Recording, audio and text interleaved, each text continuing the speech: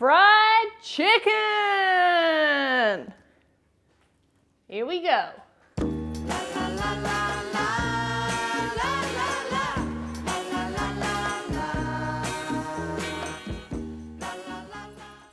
All right, the people have spoken. I have listened, and we are doing fried chicken. It's really easy to do fried chicken at home yourself. The hero, of course, being the chicken. I'm gonna break down a whole chicken and use that. You can buy the drumsticks, the wings, the thighs, the breasts, separate or ready to go if you'd prefer, but this is the way I'm gonna do it. Maryland.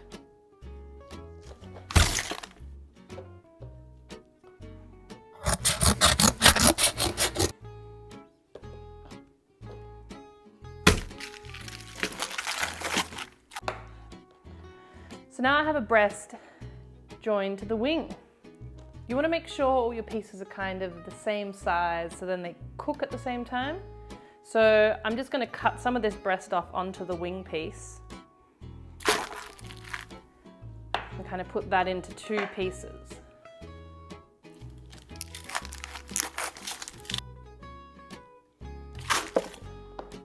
All right, chicken is broken down to a beautiful 8-piece feed for the family. Next up, we're going to marinate this in some buttermilk. Grab yourself a bowl, whack in some buttermilk,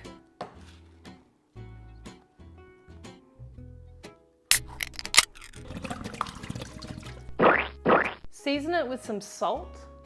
That'll add flavor to the chicken. I'm going to put in about a tablespoon. And then I'm also going to put in some of my gorgeous hot sauce. This will add extra flavor and a little bit of kick.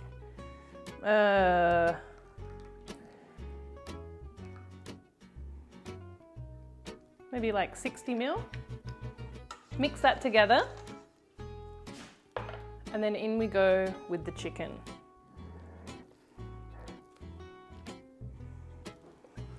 All right, don't be a fool like me and maybe choose a bigger bowl. You just want to make sure that it's all submerged and really absorbing that flavor. That's it, chicken's marinated. Now you want to let it rest for as long as possible. Overnight is best. Otherwise, roughly minimum, you'd want it to be at least 4 hours. So let that go and do its thing in the fridge. Next up, we're going to make the flour mix. So here I have about 2.5 cups of flour. I'm going to add some corn flour to this.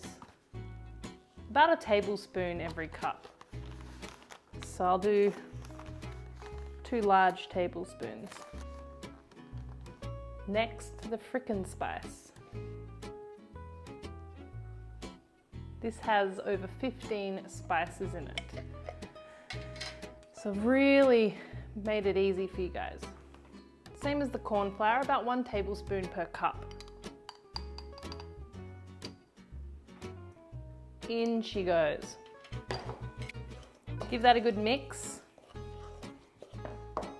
And that's it. Complex chicken flour is done. Okay, it's the next day. Our chicken is nice and marinated. I've pulled it out of the fridge for about half an hour to get down to room temperature so the chicken cooks a little more evenly and it's not raw and cold in the middle. I suggest you do the same thing. So we're going to set up a little dredging station. Wet bowl, dry bowl, resting plate. In we go. Wet hand, dry hand. Pull out your chicken, shake off any excess liquid, pop her in the flour. Make sure you coat it really well with flour. Get it in all the nooks and crannies. You don't want any little wet gooby bits. Beautiful. And continue on with the rest.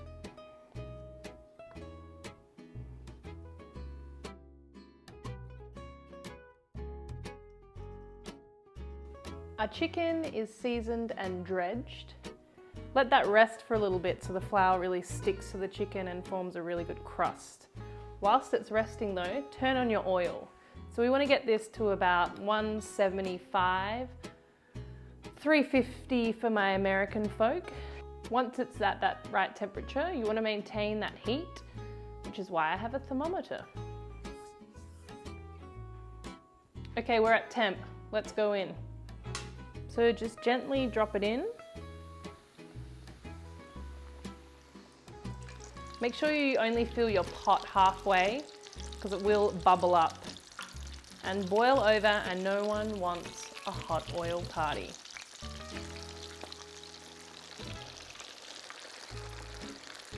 I reckon I can fit 3 pieces in here.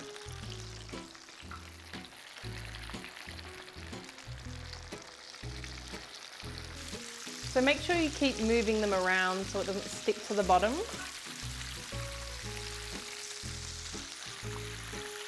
So because we've cut everything quite evenly in size, this should take about 10 minutes roughly.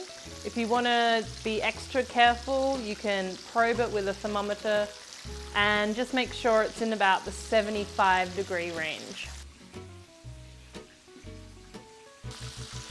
So it's been about 10 minutes. The birds are ready to come out. Gorgeous golden brown. Beautiful crust.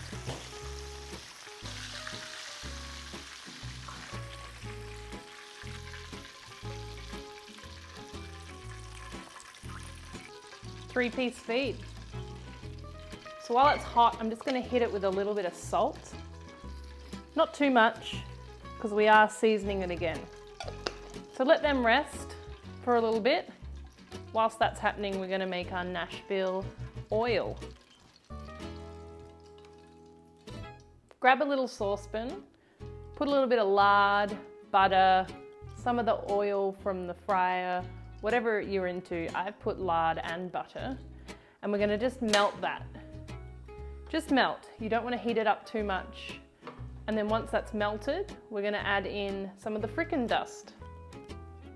I'm going to put in about 3 tablespoons. Mix it all together, make sure it's nicely combined, and then we can lather up these pieces of chicken.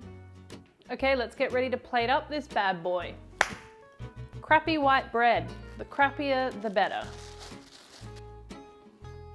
So grab your chicken. I like to bang it straight in the pot and get it completely covered. And then straight onto the bread.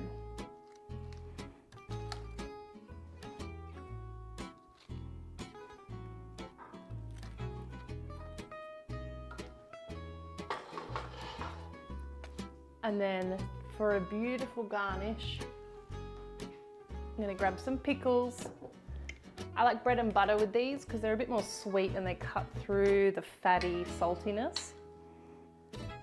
Just artistically scatter them amongst the chicken so everyone gets a piece. That's it. There you have it. Bodega Deli, Nashville style fried chicken.